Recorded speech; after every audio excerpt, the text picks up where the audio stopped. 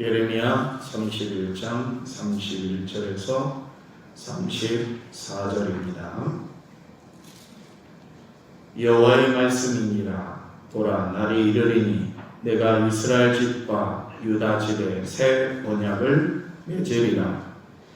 이 언약은 내가 그들의 조상들의 손을 잡고 애굽 땅에서 인도하여 내던 날에 맺은 것과 같이 아니할 것은 내가 그들의 남편이 되었어도 그들이 내 언약을 깨뜨렸음이라. 여호와의 말씀이니라. 그러나 그 날 후에 내가 이스라엘 집과 맺을 언약은 이러하니 곧 내가 나의 법을 그들의 속에 두며 그들의 마음에 기록하여 나는 그들의 하나님이 되고 그들은 내 백성이 될 것이라. 여호와의 말씀이니라. 그들이 다시는 각기 이웃과 형제를 가리켜 이르기를 너는 여호와를 알라 하지 아니하리니 이는 작은 자로부터 큰 자까지 다 나를 알기 때문이라. 내가 그들의 악행을 사하고 다시는 그 죄를 기억하지 아니하리라. 여호와의 말씀이니라. 아멘.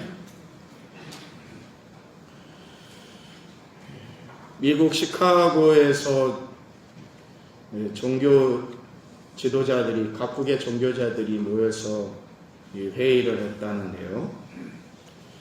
그 회의 주제는 성경에 오류가 없다는 것을 우리가 어떻게 변증할 것인가 라고 하는 그런 회의의 주제였다고 합니다.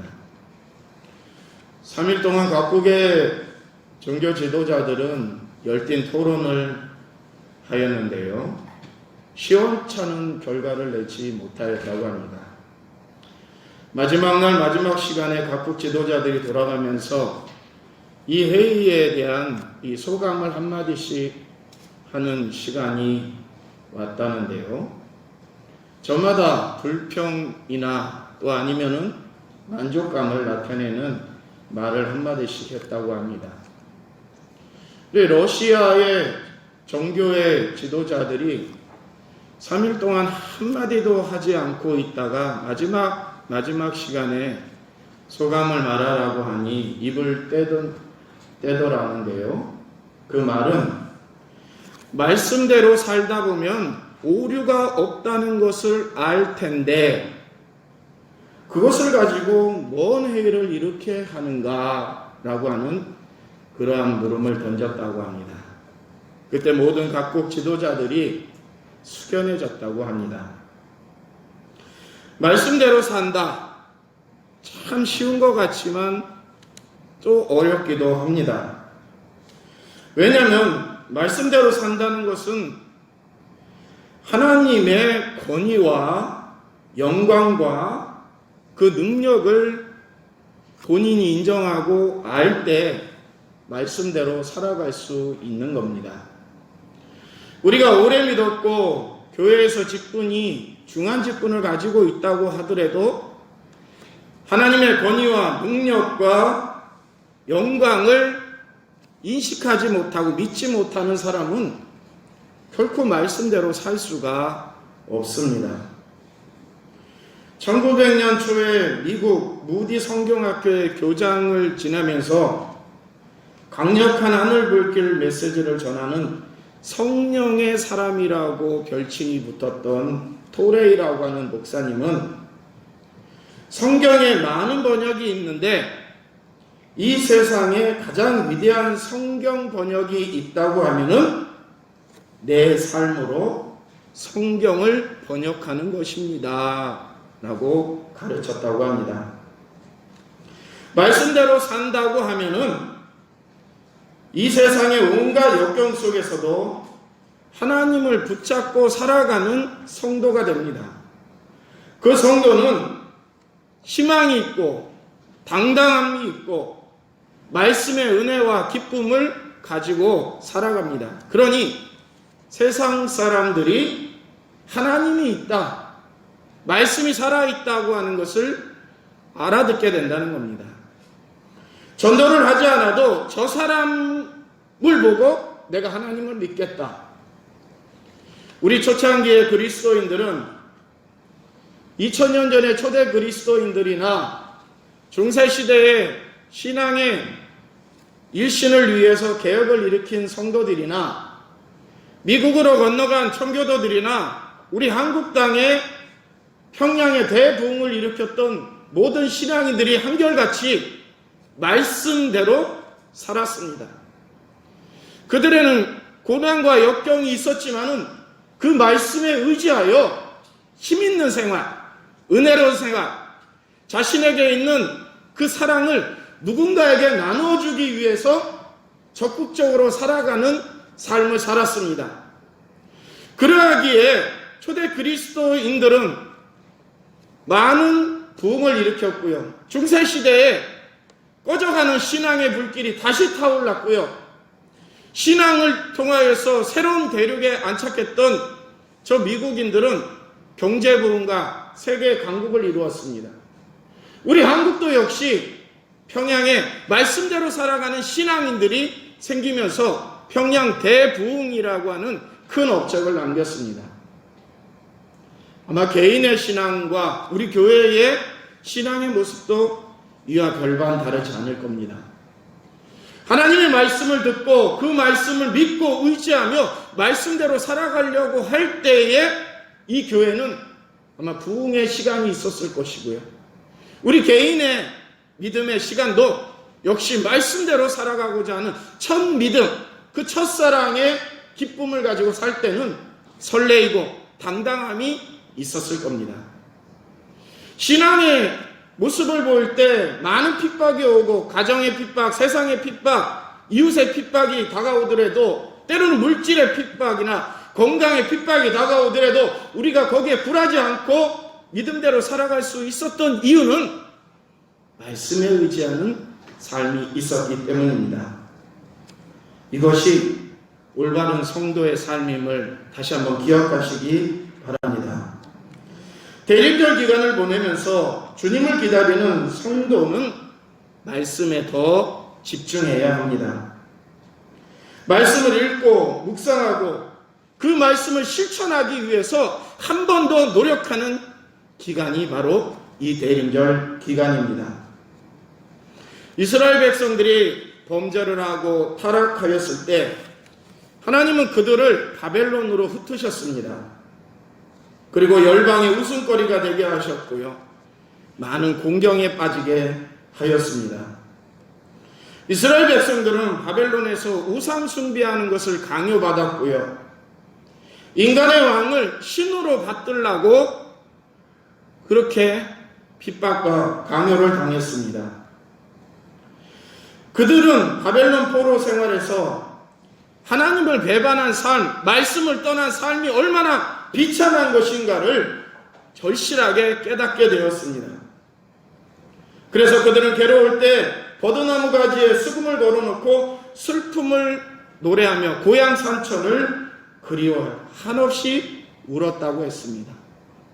여기에 선지자들 예레미야나 이사야 같은 선지자들이 나타나서 회개하라, 회개하라, 말씀으로 돌아가자라고 부르짖었을 때 그들은 자신들이 저질렀던 죄악들을 그 이방의 나라에서 회개하기 시작하였고 그 선지자들이 선포한 메시아를 고대하면서 자신이 의지하는 하나님을 바라보며 그 어려움을 견뎌낼 수가 있었습니다.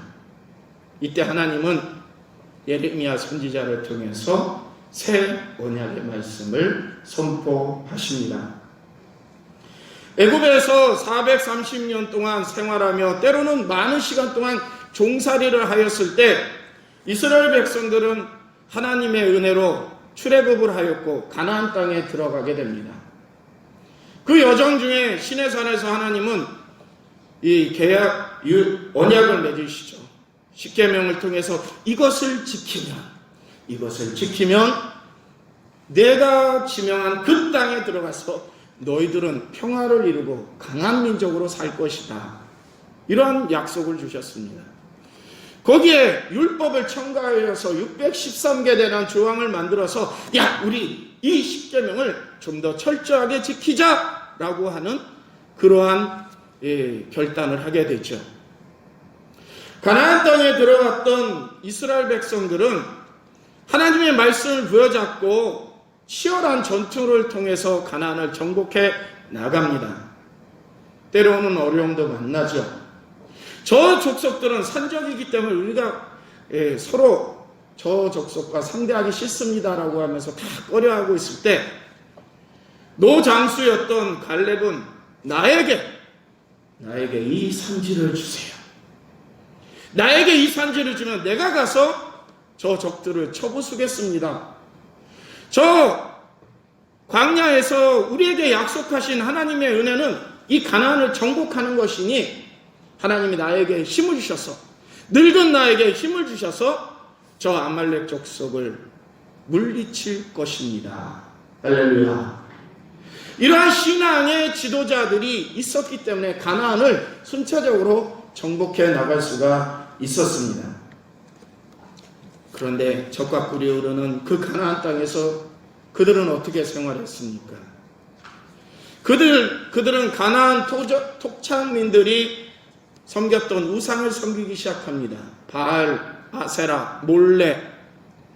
농경 문화를 통하여서 가나안 족속들이 섬겨왔던 신들을 섬기면서 심지어 하나님이 가증하다고 여겼던 인신제사, 자기의 자녀들을 우상 앞에 피우고 불 가운데로 지나가게 하고, 하나님은 생명을 창조하시는 분이기 때문에 생명을 귀중히 여기셨습니다.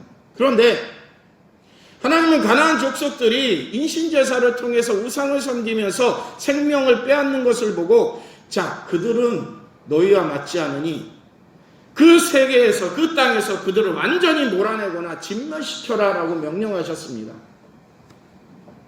그런데 하나님의 말씀을 온전히 지키지 못하고 그들은 이 사람들이 우리에게 항복해 왔으니 이 사람들을 그냥 살려주자.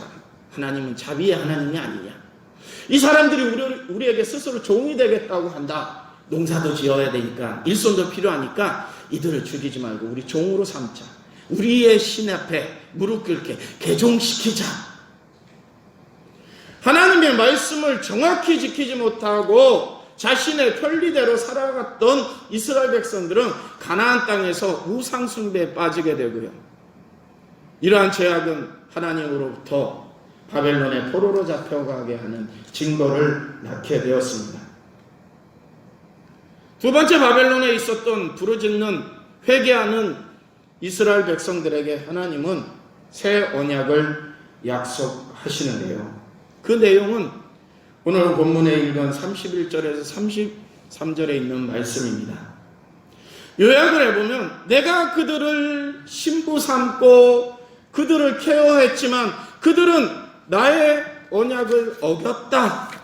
그러니 이제 새 언약을 줄 터이니 그 언약을 지키는 자가 산다. 결론은 이러한 내용의 말씀을 주십니다. 사랑하는 아내와 같이 사랑하며 인도하였으나 신의 산에서 세운 율법을 지키는 사람이 없고 모두 범죄하여서 너희가 당하는 고난이니 새로 맺은 언약을 지키는 자가 이제 새 살 길을 찾는다라고 하는 말씀입니다. 사도 바울은 히브리인들에게 이 새 언약에 대해서 이렇게 증언하는데요. 저 첫 언약이 무흠하였더라면 둘째 것을 요구할 일이 없었으려니와 그들의 잘못으로 지적하여 주께서 이르시되 볼지어다 날이 이르리니 내가 이스라엘 집과 유다 집으로 새 언약을 맺으리라 하셨다는 겁니다. 두 번째 언약이 왜 있어야 되냐면요, 첫 번째 언약을 어겼기 때문입니다. 하나님이 주신 율법을 어기고 계명을 어겼기 때문에 그것을 지키려고 하는 의도가 없었기 때문에 이 언약이 폐기된다는 겁니다. 그리고 새 언약을 주노니 이 새 언약을 반드시 우리는 지켜야 한다. 그 새 언약이 바로 예수 그리스도 이십니다. 하나님께서 새로운 언약으로 다가오시는데요. 요한복음 1장 14절에는 말씀이 육신이 되어 우리 가운데 거하시며 우리가 그의 영광을 보니 아버지의 독생자의 영광이요 은혜와 진리가 충만하더라. 할렐루야. 말씀이 육신이 된다. 성육신, 인카네이션. 하나님이 이 땅에 오시니 하나님의 모습을 인간의 모습으로 보여주시니 이제 그 하나님을 믿고 말씀대로 살아가는 자가 구원을 받으리라. 바로 예수 그리스도를 가르쳐 하신 말씀입니다. 이 말씀을 기초로 해서 이 땅에 오신 예수 그리스도는 가난하고 병든 자와 함께 하시고 세상에서 버림받은 자와 동행하시고 그들을 위하여 말씀과 치유를 베풀어 주셨습니다. 만왕의 왕으로 이 땅에 오셨지만은 군주의 모습으로 생활하지 않으시고 예루살렘으로 들어가는 그 과정 첫 시간부터 낙타 어린 나귀를 타고 예루살렘에 입성합니다. 여타의 개선 장군들이 휘둘렀던 그 강포함이 아니라 낮은 자, 가난한 자, 헐벗고 굶주린 자에게 가서 그들을 위로하시고 치유하셨습니다. 먹을 것을 주셨어요. 왜 만왕의 왕이신 하나님께서 인간의 모습으로 오셔가지고 인간들에게 왜 그러한 모습을 보여주셨을까요? 이것이 바로 하나님이 원하는 성도의 삶이었던 겁니다. 하나님은 율법을 통해서 하나님을 섬기고 따르라라고 하는 말씀을 주셨는데요. 5가지는 대신 하나님과 인간과의 맺은 언약이고 5계명부터 10계명은 인간과 인간 사이에 맺은 언약입니다. 하나님을 섬기고 이웃을 사랑하라. 십자가의 도가 그러한 의미가 담겨 있죠. 그리고 거기에 만나는 지점이 있습니다. 그 만나는 지점이 바로 성도의 삶입니다. 하나님과 만나고 성도가 만나고 만남이 이루어지는 것은 내 죄가 회개되었을 때 하나님은 나랑 만나시고 이웃과 화목될 때 평화를 이루게 되는 것입니다. 10계명과 613견에 되는 율법은 바로 이 간단한 진리 가운데 실행되어야 함에도 불구하고 그것을 하지 못해요. 근데 예수님께서 친히 이 땅에 오셔가지고 그러한 행동을 보여주시죠. 그리고 마지막 당부가 너희도 이와 같이 하라. 너희도 이와 같이 하라라고 하는 말씀입니다. 내가 보여주었으니 하나님이 인간이 돼서 이 땅에 오셔서 이러한 삶이 진정한 성도의 삶이야 라고 보여주셨으니 너희도 이와 같이 하라 라고 하는 말씀입니다.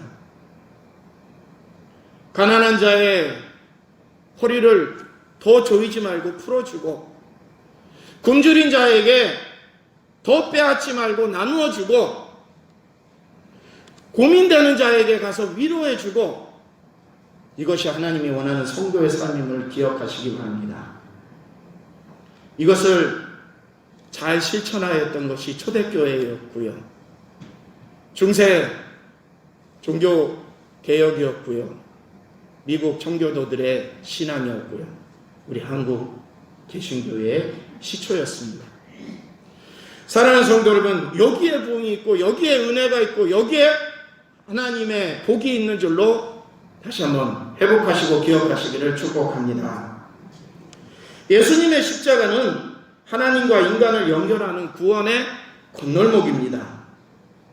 누구든지 주의 이름을 부르는 자는 구원을 받으리라. 주의 이름을 부른다.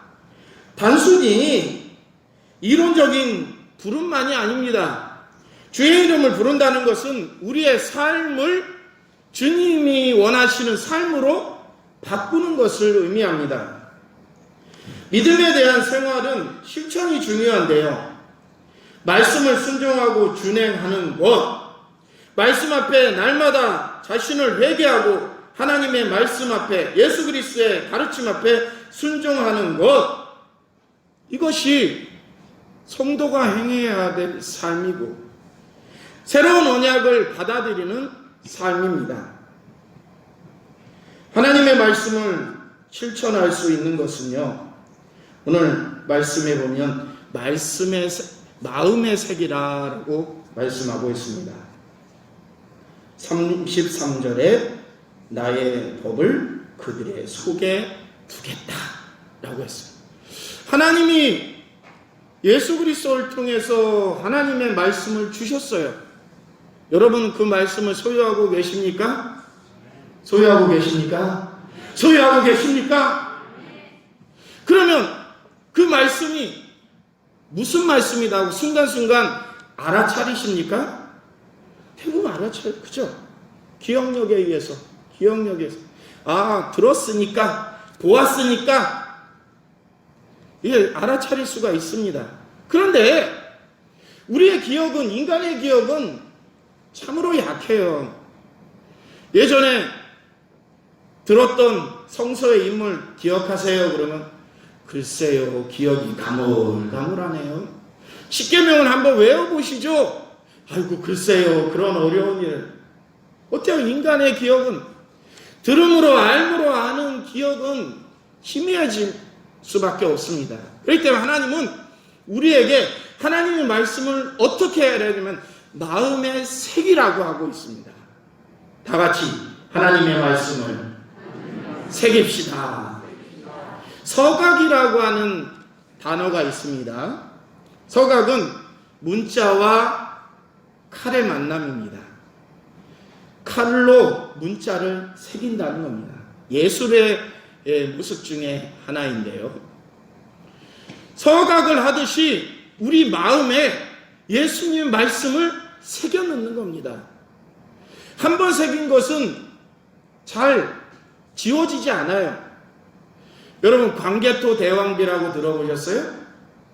저기 중국 땅 지금 중원에 있는 광개토 대왕비. 수백 년 전에 우리나라에 큰 업적을 남겼던 그 광개토 대왕비가 그 중원에 있다는 것을 발견하고 연구를 하게 되죠. 야, 이 땅은 예전에 한국 사람이 지배하던 땅이었구나. 중국이 아무리 부정하려고 하더라도 거기에 증거가 있어요. 광개토 대왕이 이 땅을 통해서 어디 정보를 해서 이 땅을 소유하였다라고 하는 내용입니다.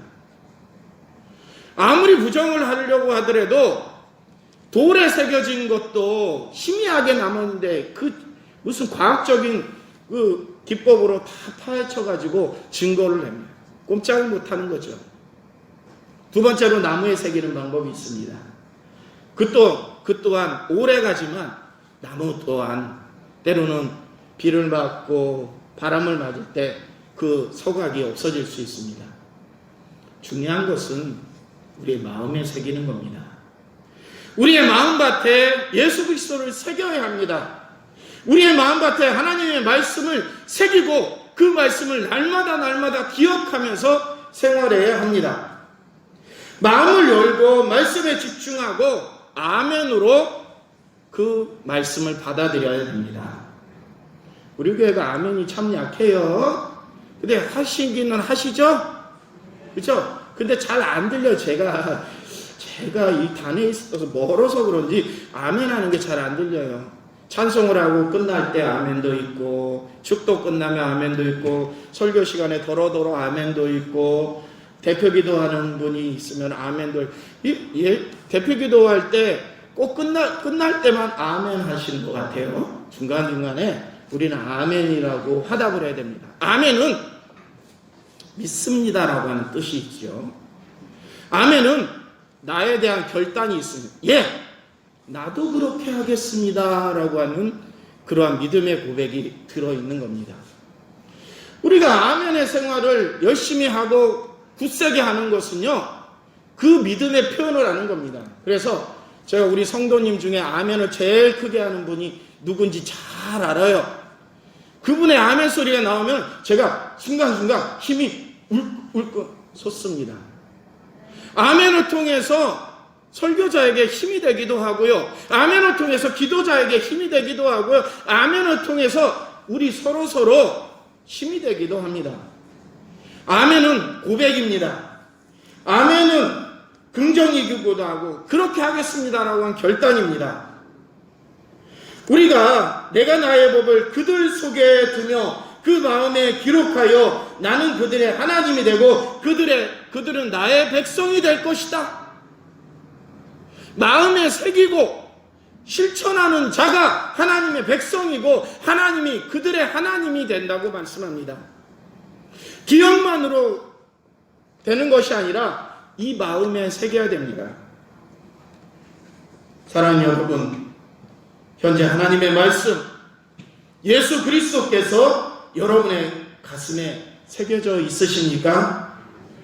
실천으로 그 살아있는 말씀이 움직일 수 있도록 실천하시기를 바랍니다. 그리하여 해서 세상 사람들에게 알려야 됩니다. 하나님의 말씀이 실천하는 것을 어떻게 알았냐면요, 초대 그리스도인들은 말씀대로 살았어요. 예수님이 돌아가시고 승천하신 다음에 너희도 이와 같이 해 라고 해서 모여서 기도하고, 그들 모여서 기도해서 밥때가 됐으니까 음식이 필요하니까 가진 자가 그 공동체 자기의 재산을 다 내놓기 시작했어요. 자기 것으로 주장하지 않았다고 했어요. 이것이 하나님의 은혜를 받은 자가 베품을 실천하였습니다. 말씀이 살아있고 나눔이 살아있는 곳에 사람들은 모여들기 시작했어요. 베드로가 설교를 할 때 수천 명이 회개를 하고 세례를 받기도 하였습니다.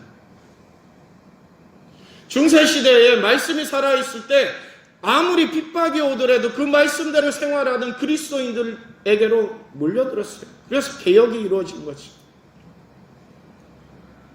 미국을 일으킨 초대 청교도들은 우리가 자유롭게 하나님의 말씀을 지키고 자유롭게 예배하고 자유롭게 신앙생활하기 위해서 새로운 세계를 찾자라고 하여서 일궈낸 것이 바로 미국의 시초입니다. 사랑하는 성도 여러분, 말씀이 살아있고 그 말씀을 실천하는 그리스도인들이 살아있는 모습을 세상 사람들이 본다고 하면은 우리는 나약하지 않고 하나님의 은혜를 누리게 될 줄로 기억하시기 바랍니다. 그러나 삶의 변화는 참으로 쉽게 이루어지는 것은 아닙니다. 하나님께서 우리를 변화시키도록 마음을 여시고 하나님이 강권적으로 역사하실 때 순종하는 저와 여러분이 되었으면 좋겠습니다. 우리는 말씀을 통해서, 성서를 통해서, 때로는 설교와 때로는 누군가의 입을 통해서 하나님의 말씀을 종종 듣습니다. 그런데 그 말씀에 많은 거부를 행합니다. 나의 형편이 그게 아니에요. 지금은 아니고 나중에 할게요. 왜 나에게 이러한 무거운 짐을 주세요? 하나님의 말씀은 수시때때로 우리 속에 들어오고 자리 잡기를 원하시지만 우리는 그 말씀을 새기기를 꺼려합니다.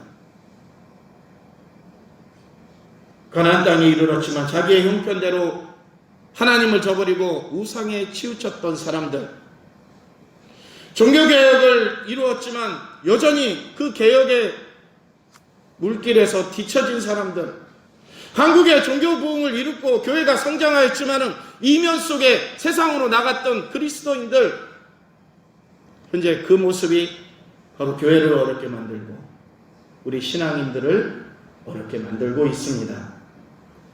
우리마저도 세상 물결에 휩쓰이지 말고 하나님의 말씀을 더 집중하고 새겼으면 좋겠습니다. 그리하여서 하나님의 말씀의 언약을 우리의 마음에 새겨서 변화된 삶을 통하여서 모든 사람들이 예수를 알고 하나님을 알고 교회를 알고 말씀을 알고 구원받는 영혼들이 점점 늘어가는 우리 교회와 이 사회가 되었으면 좋겠습니다. 우리 모두 힘내시기를 축원합니다. 기도합니다. 은혜와 사랑으로 우리를 보살피시는 아버지여, 대림절 두 번째 주간을 맞이하여서 말씀으로 더 돌아가야 됨을 깨닫습니다. 말씀을 실천할 때는 부흥이 있었지만 말씀을 저버릴 때는 하나님의 진노가 있었음을 깨닫습니다. 역사의 반복적인 모습이 우리에게 말씀의 귀중함을 알려주건만 우리의 세상적인 나약함과 욕심이 그 말씀을 지키는 데 꺼려합니다. 예수님이 이 땅에 오셔서 우리 마음속에 찾아오셨지만 예수님을 우리의 마음속에 얼마나 새기고 예수님의 당부대로 살아가고 있는지 우리의 잘못된 습성을 속히 회개하고 다시금 결단하여서 말씀으로 돌아갈 수 있는 삶이 되도록 인도하여 주시옵소서. 교회가 약하고 성도가 약하다고 하는 그러한 한탄만 하는 것이 아니라 내 자신이 먼저 하나님의 영광을 위해서, 교회를 위해서 다시 한번 결단하고 말씀으로 돌아갈 수 있도록 인도하여 주시옵소서. 예수님의 이름으로 기도드립니다.